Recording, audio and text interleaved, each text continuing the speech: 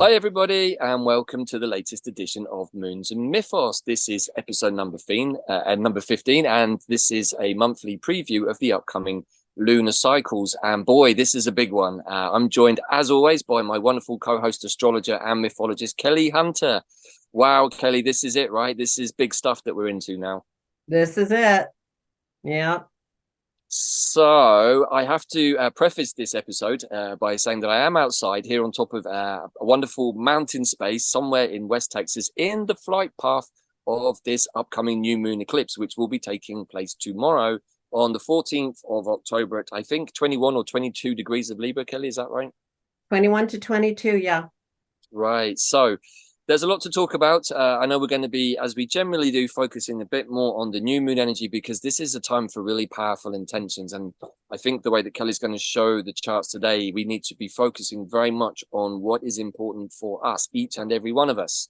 Right. So this is about what we want and what we need. I feel coming to a place of alignment and not getting too distracted by the other big energies that are at work in the world at the moment, and staying centered. So where are we going to start, Kelly? How would you like to start today's show? Okay, let's shall we share the screen? Yeah, let's do that. And I just have to apologize to the viewers if I'm squinting. It's because the sun is ducking in and out of a cloud and I'm outside in the wonderful weather here. But it's been somewhat unpredictable. It was absolutely scorching here, Kelly, last week. It was like something like 51 degrees. It was reminding me of my days in Kuwait and Dubai. And then suddenly we had a rainstorm and it changed overnight. It was quite incredible. We had a change overnight too, but we're in the 50s during the day now. So we're definitely in fall. We had a nice little streak of what we call Indian summer that was made up for the chilly, rainy summer we had. So here, let me find my screen here. Somehow I think the weather has been matching the intensity of the energies and the astrology. So so are you can you see now? Can you see the screen? Yeah, absolutely. Okay, hide sidebar. Okay. Alrighty. So here's what we're looking at. Now, I want to preface this look at the eclipse by acknowledging the summer that we had and the very important Venus retrograde cycle that we had. And one of the reasons it was important is what we have discussed of it, that the Black Moon Lilith was right in on it, pulling us way deeper than usual into our heart energy and into a deep reevaluation of our lives. And this Venus retrograde, the whole circle of Venus retrograde, it had to get back to 28 to 29 Leo, which it did the past weekend, specifically on October 8th. It was back, it was finishing the circle and then actually stepped into Virgo. So Venus changed sign for the first time since June. It was in Leo that whole time, which is very unusual, impacted by the intensity and depth and deep goddess energy of the Black Moon. And then we also had Mercury change sign after it had done an extra stint in Virgo, and it is now in Libra. And also just in the last, just Mars has gone into Scorpio. So, wow. so can I clarify something, Kelly, just to make sure I've understood correctly and maybe for audience too? So when we're talking about the Venus retrograde cycle, it finished its retrograde motion some time ago, right? Just to clarify that. But you're saying that it's now come back to the point where it started that, which was 29. So even though the retrograde process is 40 days, we can say the cycle is actually much longer than that. Is that correct? Yes, it's when a planet, and this goes for Mercury too, and Mars too. Not Mercury and Venus have a different kind of thing because they're closer to the sun than we are. So when they go into the degree that it's going to go back to, so its first click on that degree is the start of the whole circle of influence, I call it, of that Venus retrograde. And then it's moving forward, it goes retrograde, it stops, and it takes a while to turn around. There's this like drill-in point. There's this like, holding your hand over a candle flame where you really start feeling the heat as the planet is turning around.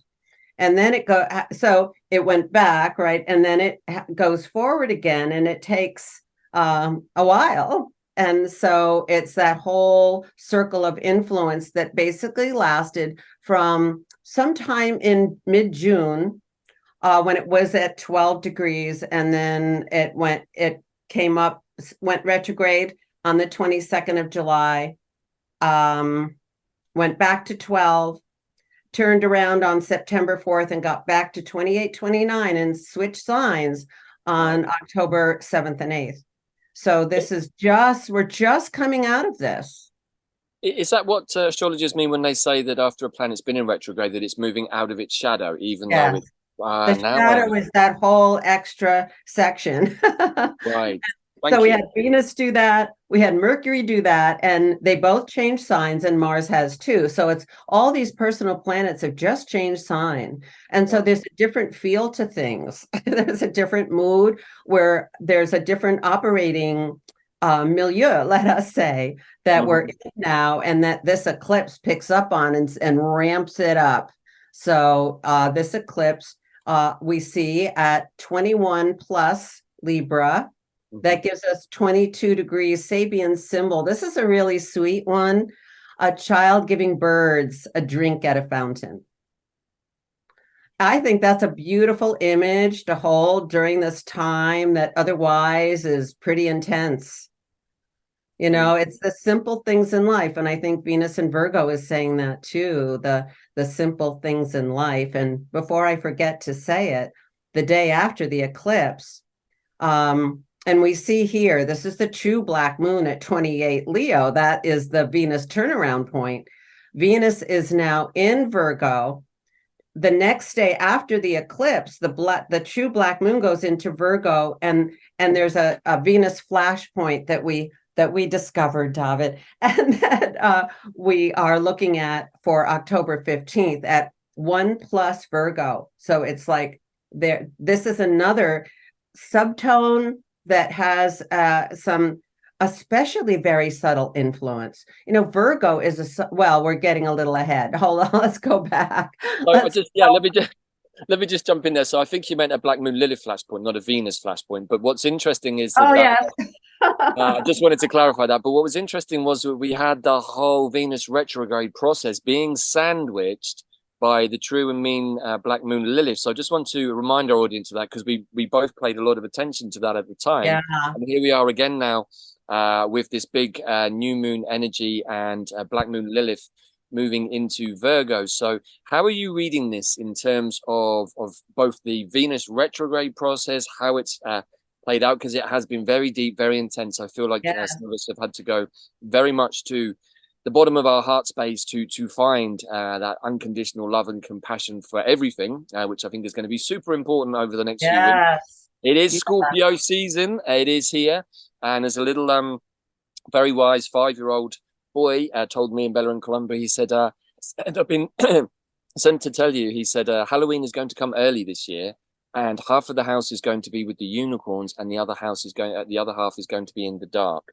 So he said, when the moment comes, don't forget to put your unicorn uniforms on. It is a bit of a tongue twister, but what we can understand from this very wise 5-year-old, who clearly was some sort of angel, is that this is a choice point, and we can either be in the House of Horrors, as he called it, or we can be in the Venus, I guess, unicorn energy, right? Yeah, that's very wise, very potent. Wow. So Venus rules Libra. So it's really significant on this, rules the new moon, rules this eclipse. And it's in Virgo, which is really tuned into nature. So it's really referring to that child giving birds a drink at a fountain. You know, it's a refining sign. It's very tuned into the wind on the skin, the subtle senses.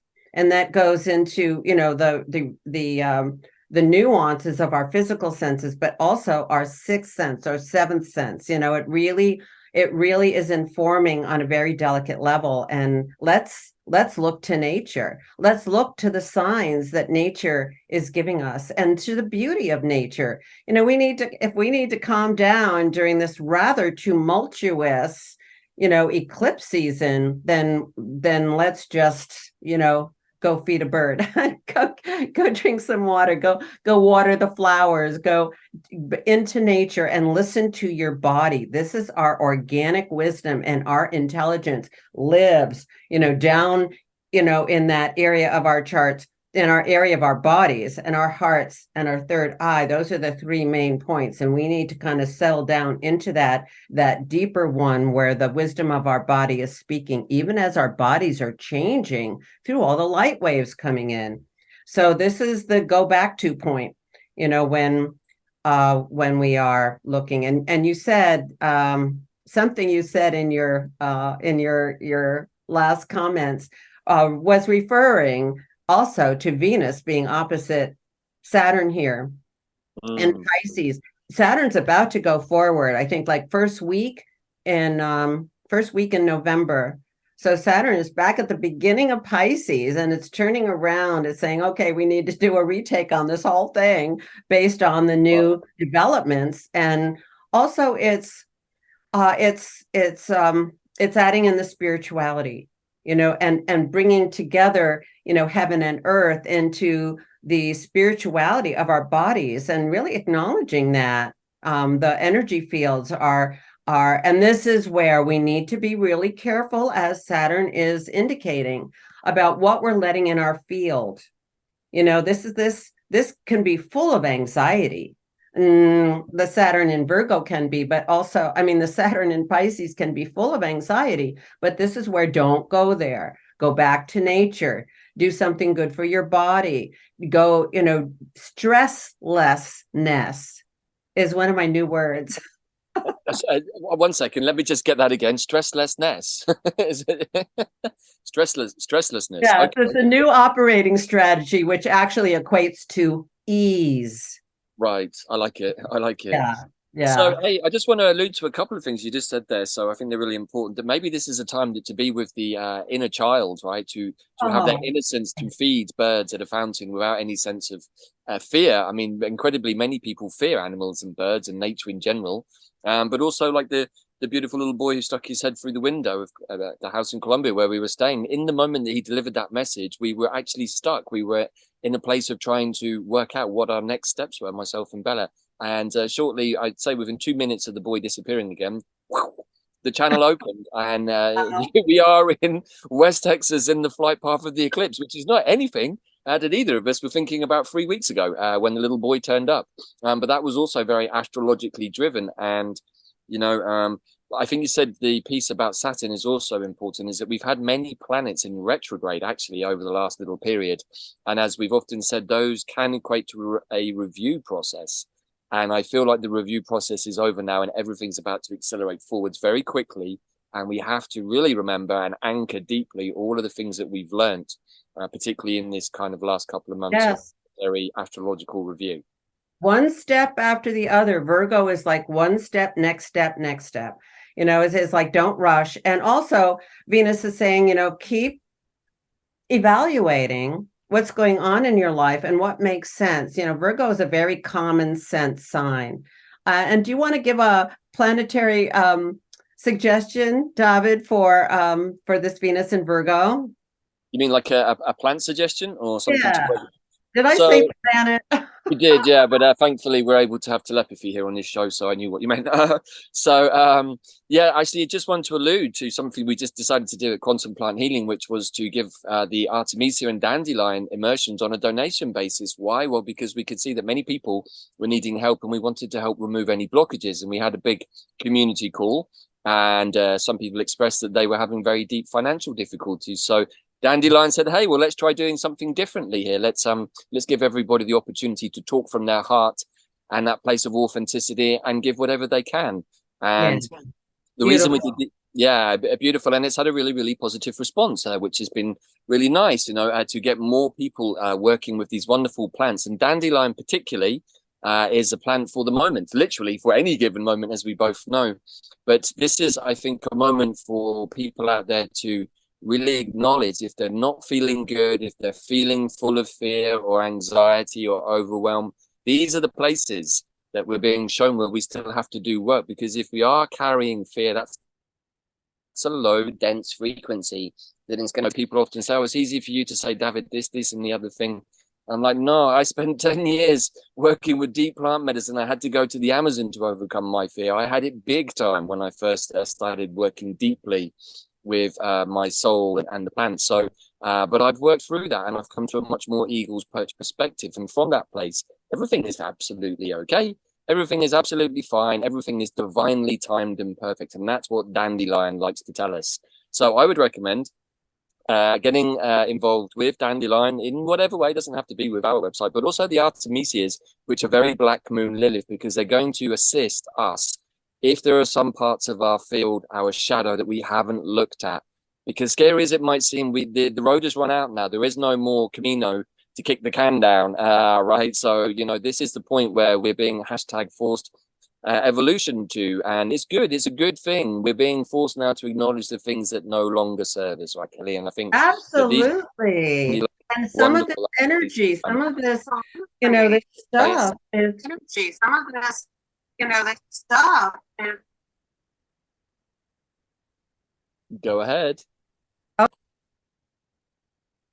So talking of being in the moment, we've just had to be very in the moment on this one because suddenly the internet dropped and the sun came out, my computer overheated, as did I, and I've had to shift to something a little more cool. The weather was very shady when I started the recording, but suddenly the sun came out and I was getting cooked. So being very much in the moment, but also back to what we were saying, Kelly, this is a moment not to be in our fears, which is where plants like mugwort and wormwood could really help assist us to deal with any sense of fear, anxiety, overwhelm, because this is it. This is part of the test. We're in a big, giant test right now, everybody, and we're being shown with the astrology and with the plants how to navigate. Right, Kelly? Yeah, that's why, with Saturn in Pisces, where we can be so permeable, and some of the stuff we pick up is not our stuff. So we have to be very discerning, and that's Virgo. And that's why plants and nature can be very helpful to us, in being in the moment so that we're not worried about stuff way out there. Let's come back to where we each are now and tune in and respond. Virgo's a very responsive sign to whatever the situation is and make it better, have a cup of tea, go out and, take a walk, just do something good for yourself and just attend to what is in front of you now in a very common sense way. So that's part of that. And also, I think this way that you're offering your teachings, David, is the way that it's going to be. It's like, let people determine, let them, give what they have to give. And I think that is the way of the future. And I think that also is the path of abundance. I totally agree. And, it came out of nowhere. And it was partly actually, again, the little boy with the unicorn uniforms. And the unicorns are very much the creative force of great spirit or great creator. And, also just listening to what you were saying, and it's like so clear to me now why these two sets of plans step forwards, but also the Artemisias are very good at opening the third eye, very good for the dream space. And they are a kind of a plant that transitions very much between 3D and 4D, which I would dare to suggest is an ability that is coming to everybody to be multidimensionally able and conscious.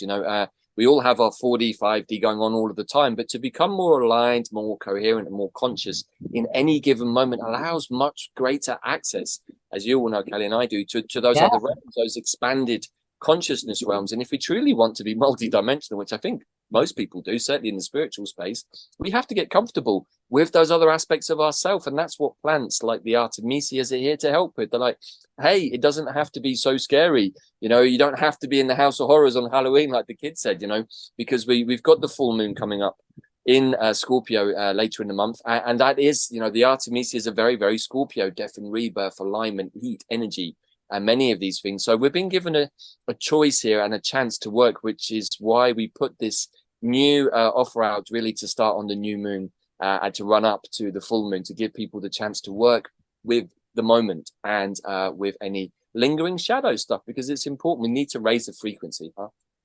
Yeah, I think a lot of what you've just said can relate to the Saturn being in Pisces and experiencing different dimensions and different energy levels and needing to calibrate and fine tune the dial to get rid of any static.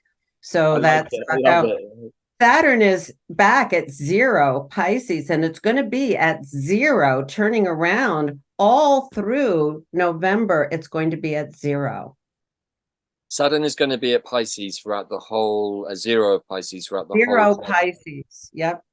Wow. So how can we understand that? We've talked about Saturn and Pisces a lot, structure of water, internal waters, but do we think that there is going to be a sort of a stasis moment with the structure of the planet maybe, and how water on the planet? Pisces, I wouldn't say has a stasis moment, but I would say that Well, as we're much as Saturn can give one, I guess, or try to give one, it's like that opposite of like, I need to give structure to something. It really has no structure at all. It's like an endless, here's a unanswerable thought. question.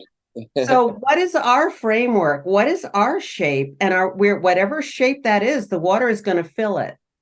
So think about your energy field and the shape of your energy field, and make the water more coherent in your body. And what you're tuning into, does it create the static or not? And this is where we can be very choosy. And that is the whole big theme of this eclipse, because Libra is the sign of choice, of decision. And this is the choice point. We've been saying that for a while because we've had this ongoing pattern with Pluto squaring the nodes. It's still ongoing, but this eclipse season is the peak of this. Because Pluto just turned forward. So Pluto is also what we call stationing, staying at the same point. And Pluto's at 27 of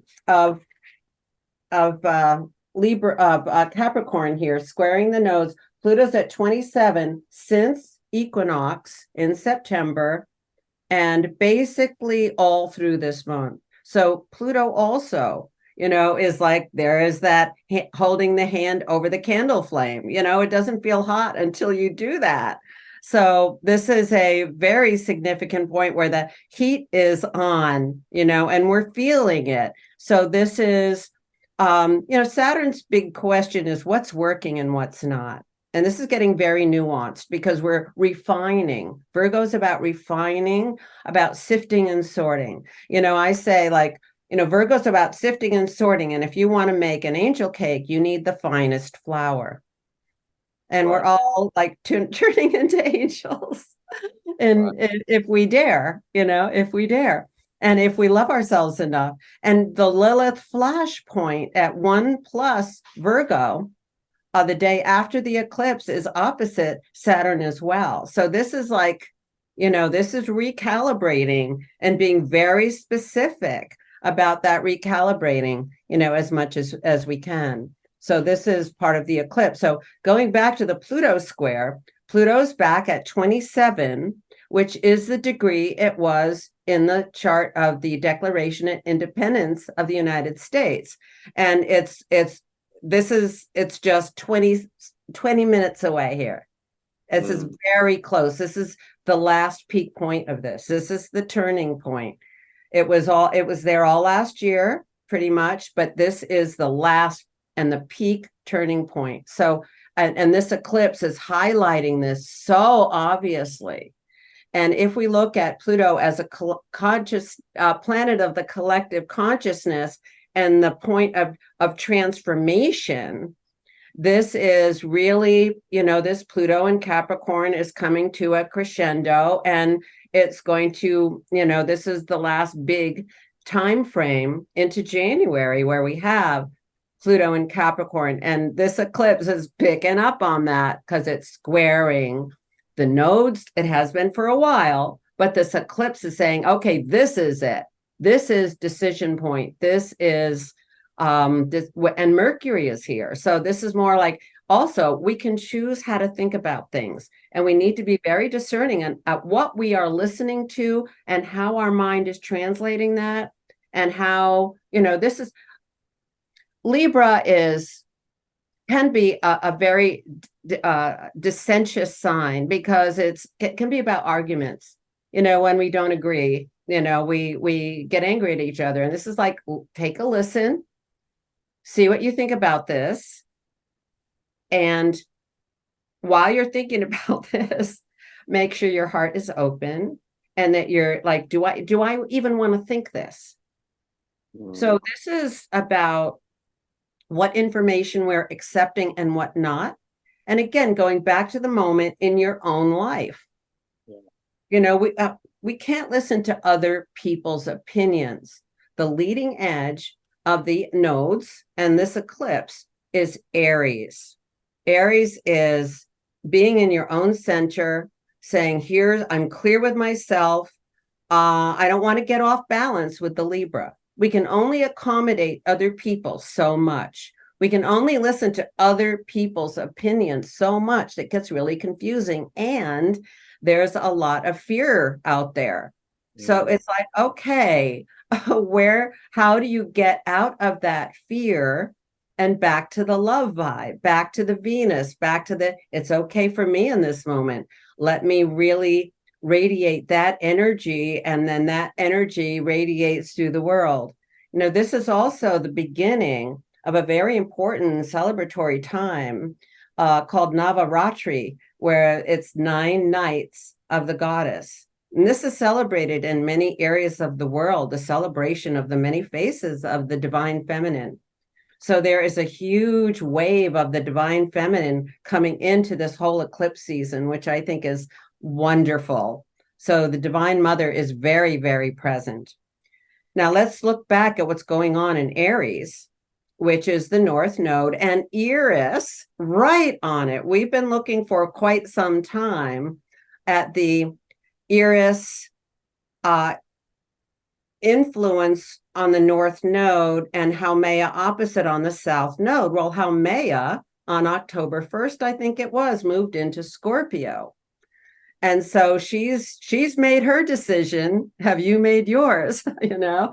And so she's right there with Mars getting really activated on what next needs to come forth out of the chaos, out of the dark hole, the holy womb of the galaxy. What is being stirred deep inside yourself that is what you really deeply desire. And let's give that birth. This is, you know, Pluto is in this ongoing square with Haumea. They have similar themes in terms of destruction and rebirth. You know, the Haumea has been cleaning things up, so she is ready to give birth again. And what is she birthing? What are you feeling you want to be birthing in your life? And this is part of overcoming the fearless part, which is by holding a very positive vision and knowing, like, you know, this is not what I want. What do I really want? You need to know the positive side of your desire body. You know, you need to know what is it that you really want. You know, we can't just go with what we don't want. That just, that's stuck. That's stuck. So we need to go for, you know, how, and just activating that emotional energy, which is so powerful in Scorpio, that, you know, that we can really help make a change here. And, you know, here's Eris in Aries. She's that feisty, daring, you know, she's like, I'm not putting up with this. You know, she's definitely indicating like activation, and that we're all getting so activated to take a stand with that intense energy that's coming forward. And we don't want to go the Mars of war route. We want to go the Mars of warriorship, in the sense of spiritual warrior, of turning things around, of that eagle flying, you know, flying to have this good discerning perception. Right. I mean, it's a little wide, and it's an outer sign opposition, but Eris is actually opposing Mars in Scorpio, which we're going to see more of coming up on the full moon. So we do have that very strong feisty energy, which needs to be managed sometimes. Otherwise, it can lead to that more argumentative side of Libra. It's like, hey, I'm right. What I'm saying is true, and what you're saying is untrue or incorrect. And, you know, without getting too much into anything, we know that there is a lot of divisive energy in the world right now that would seek to divide. Oh, peek of it, wouldn't you say? Oh my gosh. You know, and Mars was squaring Pluto, what, last week? Last Saturday, when a lot Last of Saturday. yeah. So Yeah. we know that the world at large knows about the astrology, just to put this out there. We're not the only ones who know how to play the astrological game. So do the other forces in the world. Let's just call them that right now. And they use the astrology to seek division and to sow seeds of destruction. So it's really up to us, each and every one of us, how much Yes. energy we give them to do that. Because if we don't give them the energy, we, the people, let's just put it like that, we, the people of all nations, all brothers and sisters, have a choice to say you can no longer do these things to any of us.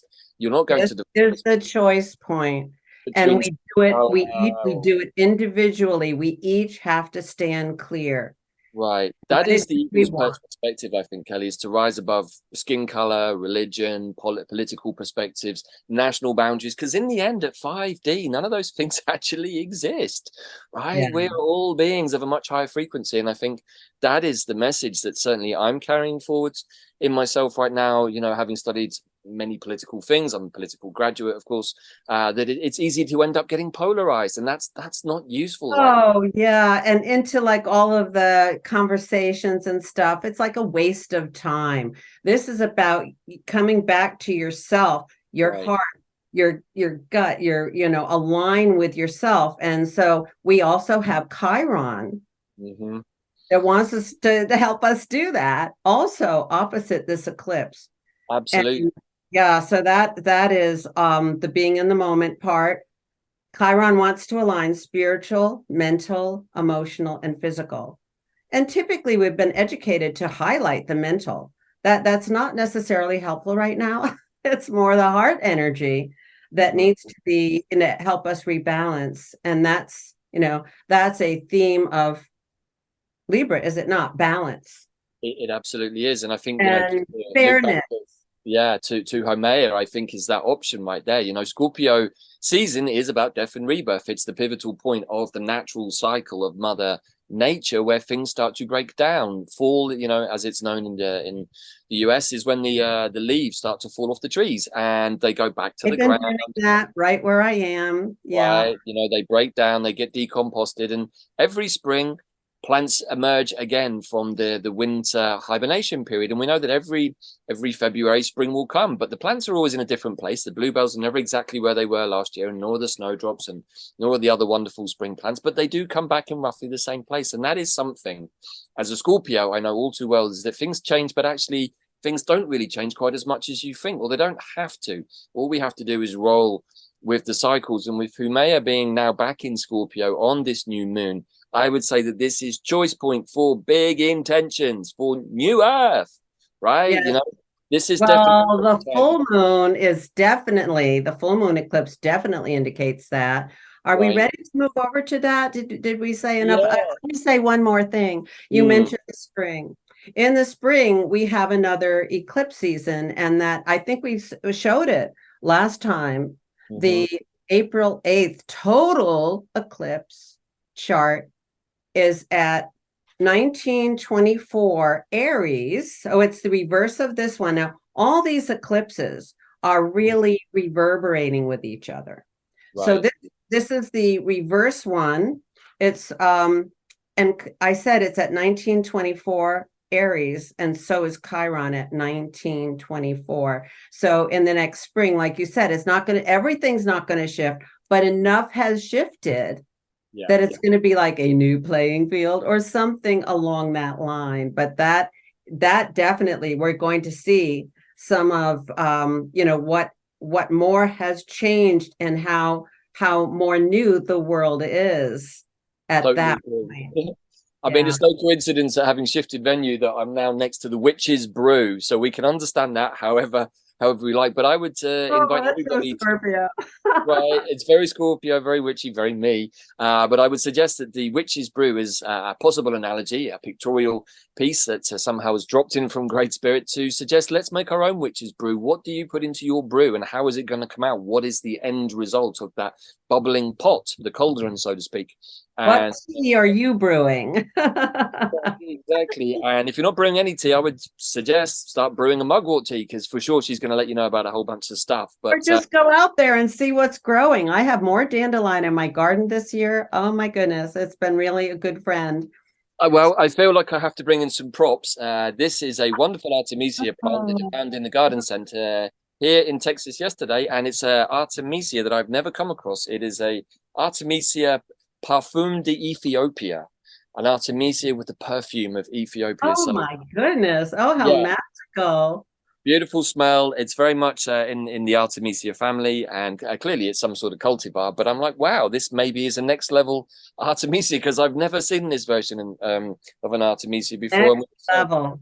And Chiron does indicate that. It indicates next level. And do you see it? Chiron's opposite, 17 degrees to Mercury, 17 degrees. This is a change in our thinking. This is new brain cells opening up. This is, rewiring.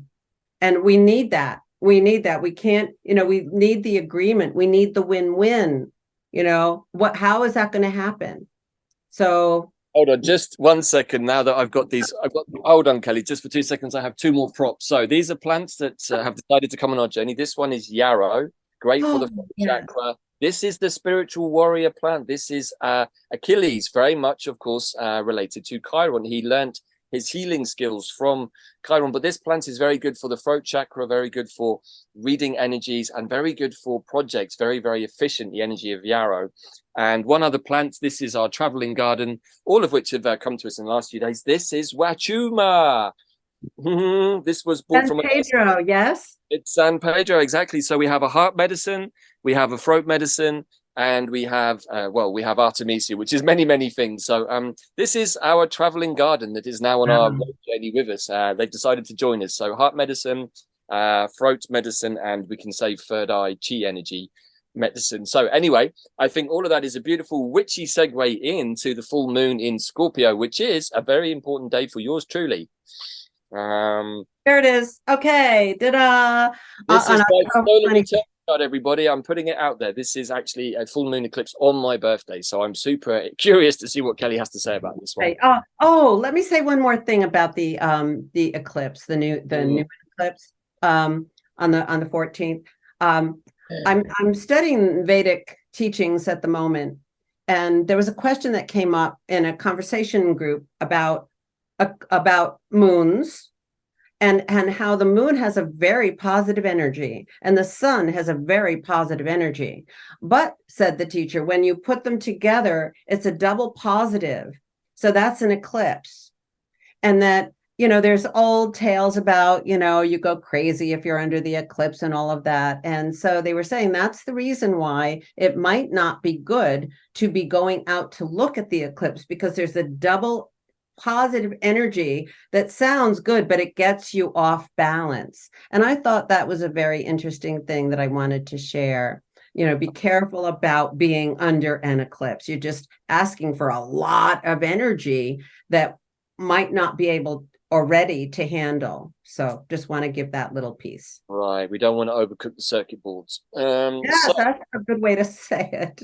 And with Mars now coming into Scorpio super strongly, I feel that we have a lot of that energy available to us, right? The level of intensity can be ratcheted up. Full moon, a partial eclipse, and it's gone back into the Scorpio Taurus polarity. And there's Mars, there's Mercury in there, there's the sun, and there's Haumea. They're all right on the sun energy, which is being reflected by the full moon in Taurus with Jupiter. Jupiter was very bright this last month or so, and it's going to be right next to the full moon on the eclipse that is getting just a little bit eclipsed. It's not going to be a very powerful eclipse. And I used to dismiss them. Oh, it's just a partial eclipse. But I learned when I had a partial eclipse right on my sun. And that's when Pam Gregory first mentioned me. And I got my life changed. Right. So I'm for partial eclipses. That's a personal story. And I always give honor to Pam Gregory, who is just an amazing astrologer. And that I really learned a lot about the power of any eclipse from that experience. So and Jupiter right next to it. This is a beautiful indication here. Now, if we're going back to the eclipse signs, the nodes haven't gone, back there, but the energy has shifted back to where we were the last year and a half. And this is an indication of more financial developments in play that look to have a really positive outcome with Jupiter there. And we might be able to tell from looking at this that the full moon following the next new moon is going to have more of a Uranus influence. So that's we'll talk about that next time, because that next new moon is Uranus. So here we have this, so we're considering Taurus and Scorpio as opposite signs. Here's how I look at that. So Taurus is the material world. It's like, here's a glass, solid object. Subatomic physics says, no, that's not a solid object. That's just an arrangement of the molecules, electrons, and all of that are forming that seemingly material. Well, it is material, but it's made up of all of the subatomic material that's Scorpio. Scorpio is the subatomic realm. Yeah. And if we don't like the material result here and what we're experiencing, we have to go into the Scorpio realm and rearrange those electrons, rearrange the molecules for a different outcome. So this is the alchemy of Scorpio. This is the witch's brew of Scorpio in the positive way, the white witches. So this is an amazing time where there's going to be some profound difference in our experience in 2 weeks. Yeah. So what is this eclipse, in this very contentious eclipse with this choice point leading to? We're going to get some results in 2 weeks. So there's a lot is happening. We could say, Kelly, as always, with these new moons and full moons, that what we put into our cake mix, our brew mix on the new moon, is now rapidly coming to fruition 2 weeks later on a full moon. And this particular new moon, full moon cycle with these eclipses is super powerful. And with everything that is going on right now, certainly I'm feeling that this is a nexus point of total change, the opportunity for a totally different frequency to be called in. And I would suggest if people are going to do anything, make those prayers super strong on the new moon on the 14th, so that when it comes to the full moon, not just because I want a great birthday, although that would be super cool, I'm going to be doing it for myself, but I have been putting a lot into my witch's brew along with Bella over this year, and we've been brewing up many things and developing many things. And I feel we've come to the point now where we are at the alchemical stage, and things can now start to be brought back down into 3D solidly from this point forwards. And just because it's Scorpio season, we shouldn't be scared of Halloween. Rather, we should embrace it and say, hey, this is the moment where we can use the eagle, the loftier aspect of the Scorpio sign, having risen phoenix-like from the ashes and the flames of the old paradigm. I would feel, and maybe you would agree or disagree, I don't know, but this moment feels like the tower card from the tarot, that this is a tower moment where things can collapse. But that's a good thing. Collapse and regeneration and reinvention is a good thing, because if we try to hold on to the structures of the past, very Saturn-like, and those haven't worked for us, why would we persist in a structure that doesn't work for us? Allow ourselves the freedom, the Humaya energy, the freedom to dream differently.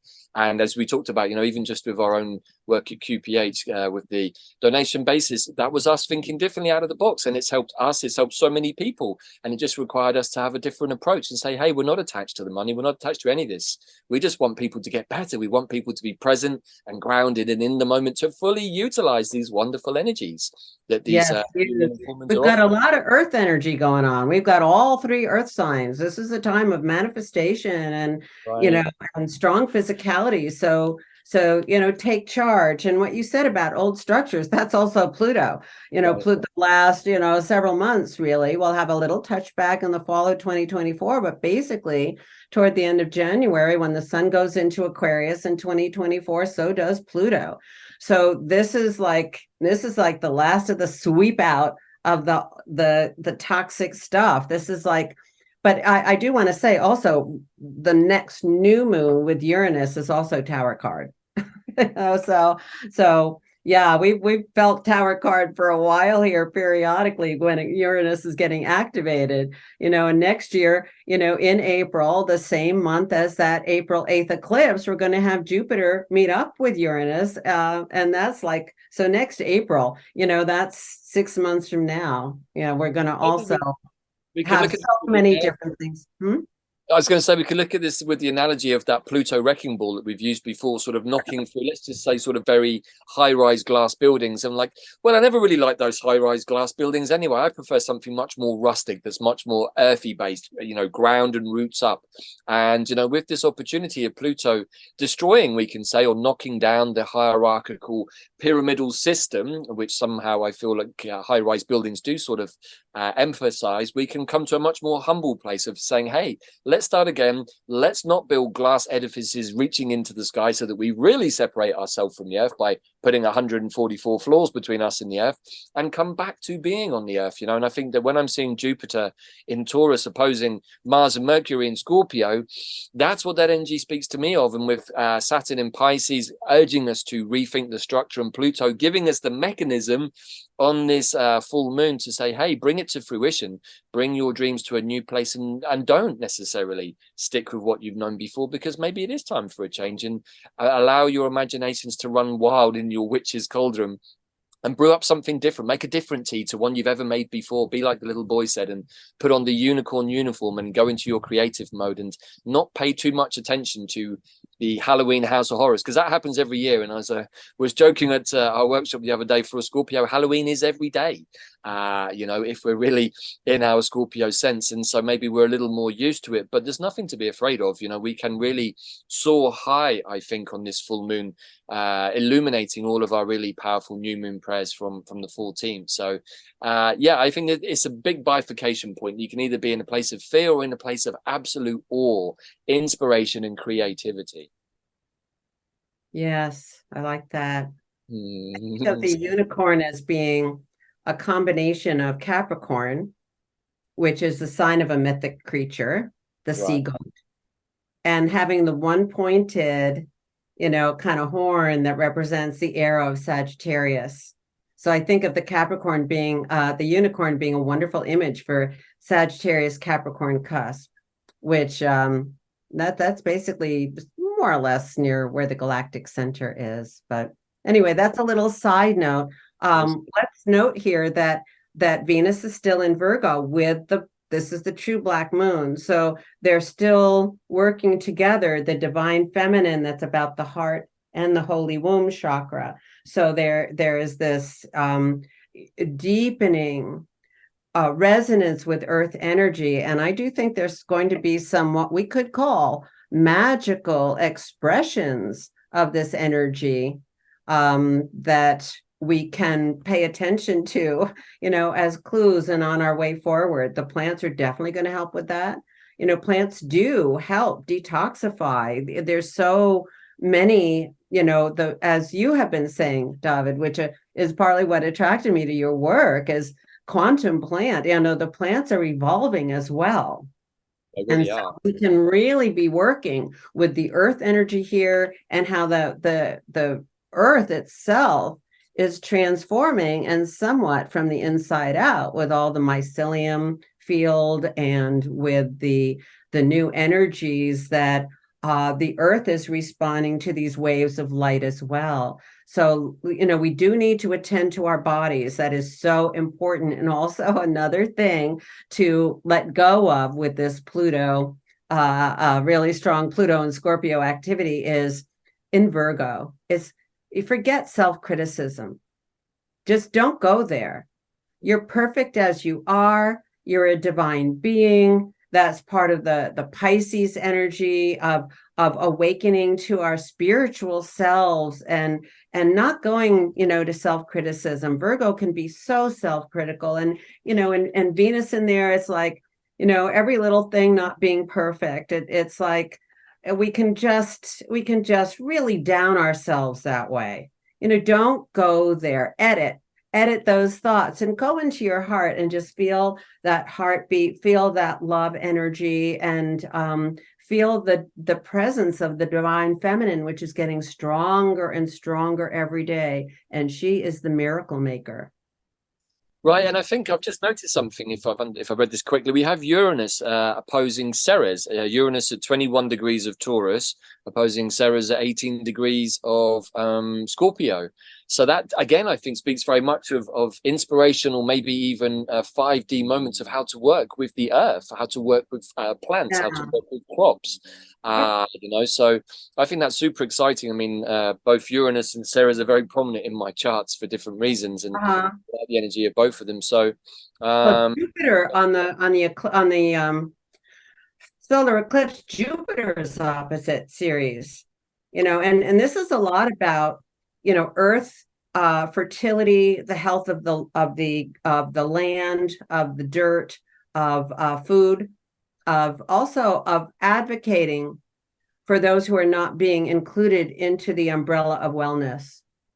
But I think there's been a lot of attention to kind of problems with food areas, and this is yes, I like that you pointed out this theme, because this is a significant theme, and I think we're going to see that in the next new moon as well, when we start that new moon cycle on November 13th. That is even stronger. So that's going to be an ongoing theme too. Food production and the health of the land. We can't have good food if we don't have good ground, I mean, in many ways, I would suggest, now that I'm thinking about it, that Uranus and Taurus and Ceres and Scorpio is very much quantum plant intelligence, really, in many different ways. A new way of looking at things from the ground up, but with still that nurturing quality of Ceres, and who is the goddess of corn and many other things related to the earth. But now I'm going to ask you a question, Kelly, and maybe I'm going to put you on the spot with this, as I like to do. But do you have your book of Sabian symbols to hand? Yes. Would you do me the honor of looking up what is the Sabian symbol for? I guess it's going to have to be 6 degrees of Scorpio for this full moon, even though my sun is 5 degrees. We always look ahead to the following sign, or following degree, rather, with the Sabian symbol. So this is an interesting one. Go on. A gold rush tears men away from their native soil. Gold, and that's 6 degrees of Scorpio. And a gold rush sounds good in its own way, but tears men away from their native soil. Ceres is about your native soil. Ceres is about the land you live on, and yeah, so there's a kind of what that speaks to me of? That speaks to me of migration and people believing that there is more gold, so we could say, in other lands, because they've been led to believe that. And of course, we have a huge global migration problem at the moment for many, many different reasons. But I would suggest that in the earth to come, in many places, yeah, we're going to be guided back to the that's very interesting. And yeah, so this is that's interesting. Linda Hill's interpretation says, the temptation to chase the promise of riches wherever they may be. People gamble their resources and their sense of security by chasing the possibility of discovering the treasure or rewards that they seek. Sometimes there is no security where you're living, so sometimes you have to go follow the dream, so to speak. But yeah, like the false gold, there's some false gold potentially also. But also, don't you feel like that's a very apt way of summing up that what we just looked at with Uranus and Ceres, and saying, well, depending on how you view the land that you're on, because you don't know, first of all, what's underneath your land, or what resources or what minerals are in the soil. You might be on the biggest gold mine ever, and it might just be because you have the most potent soil, or it could be that you have the potentiality to use the land around you in a more positive, harmonious way that's never been thought of before. So I would dare to suggest that maybe this is encouraging us to look at the gold that is right underneath our feet, not necessarily in the material aspect. Resources, the local resources. And that's New Earth, right? Isn't that's very Taurus. That's like, you don't uproot a tree very often. Taurus is like a deeply rooted tree. Right. And this is a great book. This is her The Sabian Symbols as an Oracle, and she gives a lot of quotes that go with each image. And this is one that's interesting because Taurus is a sign that is concerned about security and long term. Right. And she's quoting Shirley Hufstedler, who I've never heard of, but security is not the meaning of my life. Great opportunities are worth the risk. So, but, like you got to look at the opportunity, and that's a Jupiter, kind of thing. So, but Jupiter in Taurus is pretty practical. Plus it's retrograde here, which is a kind of deep internal wisdom gained from the past. So we can look to the past. And that goes along with Pluto being in Capricorn, which is a sign of tradition. How have other peoples lived and thrived? And moved when they need to move for various reasons. If the land, goes sterile, then you got to go. But this is a lot about this Taurus is like, what is security and what is not? What is stable and what is not? Where, back to the basics is basically what Uranus has been saying ever since it went into Taurus in 2018, 2019. So in many ways, if we were to extrapolate this out a bit further, we could say this is like a bit of a stick or twist moment. And we've been given the opportunity to review what are the resources that are actually useful to us. Do we really need to have the security of security? That's a very Scorpio kind of tack. We've been joking here about I'm dropping into the flow. I'm completely surrendering to all it is, but I've got a plan B in case it doesn't work out, which is very, very Scorpio. It's like, yeah, I'm completely in the flow, but I'm still holding a bit of control back here in case that plan doesn't come out the way that I want, which of course is totally not the point of it at all. So I'm feeling like what we're being guided to think about here is like, yes, there could be a gold rush of some sort to another place, another set of ideals. Even we could even say this is not directly about the land, but about gold-backed currency.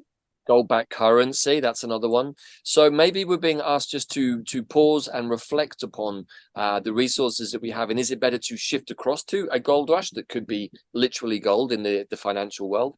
Is it about the land on which we live? Is this land useful to me? Can I work with it? Does it offer me the potential to look after myself, to feed myself? Yes. To be co-creation? What are my resources that I haven't even tapped? And going back to that, they're planets in all of the earth signs. I should have made a whole green triangle here. Right. This, like, don't be too fast to head out. Like, what have you got that you can use here and now and take stock? Scorpio, right? So, make your choices well. It may be what's suitable on the one hand to go to gold-backed currencies is a good idea, but maybe where you're being told to go and pan gold on the land, 100 miles west of here is not a good idea because the land you're already on is already rich in its own type of gold, which could be great soil, could be great plants, trees, powerful energies, earth energy. So, I feel as the new earth arises, the original blueprint arises now that the overlay is being removed, we are being very much encouraged to work with the energy of Great Mother Spider. And Great Mother Spider is the weaver of the web of weird. And so when we can see that the natural overlay is being woven by this beautiful, powerful being, very much connected to the goddess, we understand that we're all a part of that web. And, that is something to truly behold and to feel humbled by, but also to be a part of. And we no longer have to be stuck to a grid that's been forced on us. This is a much more natural process. So I just want to bring that in too. Yeah. Well, let's look at the Sabian for the moon. Okay. A bridge being built across a high, narrow gorge.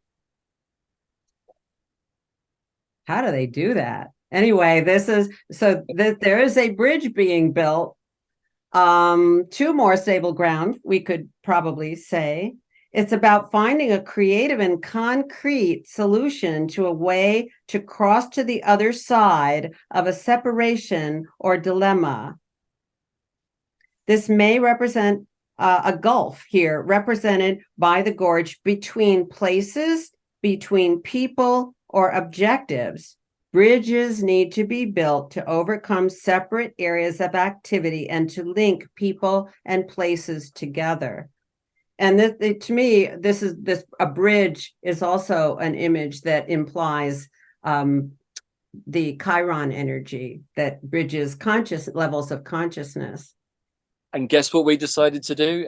Starting on the 14th of October on the new moon, is to do a semi-live rerun of the Rainbow Bridge journey to assist more people who have come to this process later than the original live version and who wanted some assistance. So from the 14th, we will be running for 13 days a rerun of the Rainbow Bridge for exactly this reason. So I think that that's just really beautiful. And that will finish on the 27th of October, the day before the full moon. So again, if you're hearing this very close to the new moon, we are starting that process again. So if you feel like you need to bridge out of your old life into a new one that is clean, centered, harmonious and balanced, then please do join us on the Rainbow Bridge, because this is what it's all about, everybody. That's why we're doing it at this time. Working with your body is a key, right. Refilling your physical energy and helping your body to manage, in ease. Well, that's a lot of the Rainbow Bridge, Kelly, is about detoxing the body, as you participate in it. And so, plants like dandelion detoxing the liver, the artemisias detoxing parasites, getting our chi energy flowing, working with plants like horsetail to remove graphene, etc., from our bodies. All of these things, they are really important because, now we want to be as light as the feather on the scales of Matt. We don't want that heavy metal stuff in our body, because it's going to weigh us down. And like the guy with the beard at the pearly gates is going to be like, I feel like you need to detox, dude, before you come through these gates. Well, I'm going to take away find a creative and concrete solution to the way across. And I'm so interested to see, we're all doing our personal work, which is, astrologically my priority. What is our personal experience? And how do we, kind of tune into and live the planetary cycles here. But I think we're going to see, in the outer world, some bridges being built by then as well.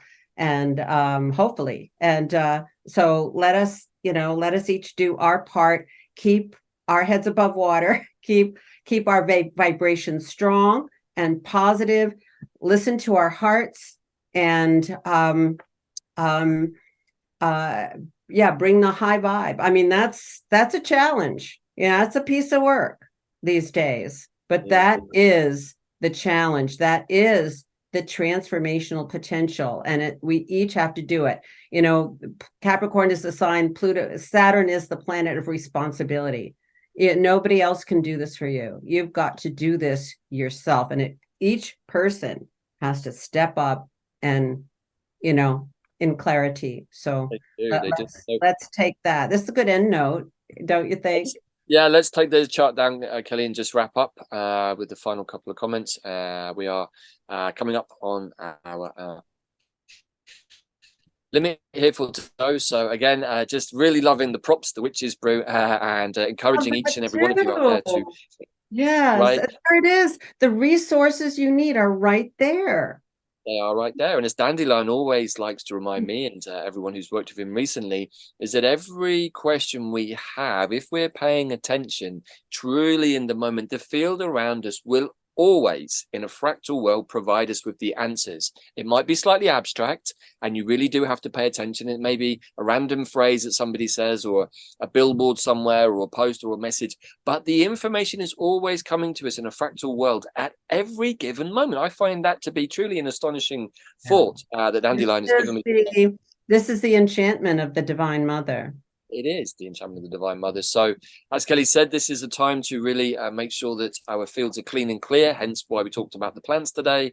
As always, many wonderful detoxing plants that we've been working with for the last 18 months or so at Quantum Plant Healing, and of course, combining with the astrology that Kelly has been providing for those immersions. But those whole mechanisms of working with the astrology, with the moon cycles, with even mind dream spells, for those of you out there who understand how to work with those, we're being offered this incredible tapestry, which is how Great Mother Spider weaves the web together, and we can be a conscious part of that rather than it happening to us.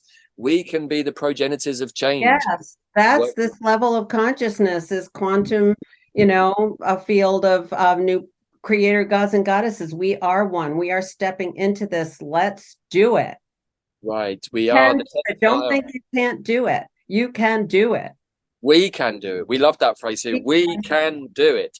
And for sure, I think that that is the message for this new moon, is that we can do it. You can do it. I can do it. We can all do it. But we have to put some conscious intention to where our attention goes. Oh, definitely. That's the great full moon thing. Intention. Clarify your intention. Because otherwise, when we see our brew come out of the oven, out of the pot, out of the cauldron on the full moon, which is just a few days before Samhain or Halloween, we might find that what we've brewed up is not quite what we expected. So we have to be super careful about what we put into our pots, and just put high vibe, good stuff in there, and make sure that we're not polluting our new cake or whatever it is that we're brewing with all of these unfortunate angel cake.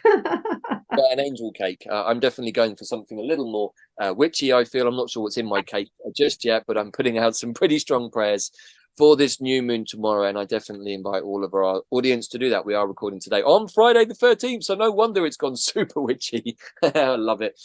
So Kelly, anything you wish to share with our audience before we head off? Do you have anything coming up, or any classes or workshops? I'm heading off to get a massage. Wow. So yeah, it's been a while. So yay for me. And no, I don't know, just listen, look, you know, I go to my Substack, right, starlady.substack.com. I'm starting to put up audios there, but it's definitely where my newsletter is, and I'm able to post more easily on Substack. So that's where you'll find me now. I'm really appreciating the creative potentials in that platform. Nice. And we'll put the link to starlady.substack.com. Alrighty. And for those of you listening to this and wondering about plants and how they can help you, please do check out quantumplанthealing.com. We probably will extend the special donation offer on the dandelions and artemisias until the 14th, because we're going to put this video out, and maybe some of you are only hearing about this now. This is what it's all about, everybody. It's time to fully let go, make sure that we've done the inner work, because if not now, then when? This is it. You know, some of us signed up to this several thousand years ago, and it's happening right now. And I, for one, wanted a seat in the first row to experience it all fully. And I can say that I think I have. Perhaps a bit more than I originally anticipated, but why not? This is what we're here in 3D for, is to fully experience what it's like to be human. So this is a critical choice point, and certainly me and Kelly, hopefully, have given you some food for thought to put into your witch's new moon brew. So keep it empty, keep it real, and keep it rainbow. And we will see you all again sometime on the other side of this for, I think, what'll be a very different type of show. So we'll see you then. Ciao for now.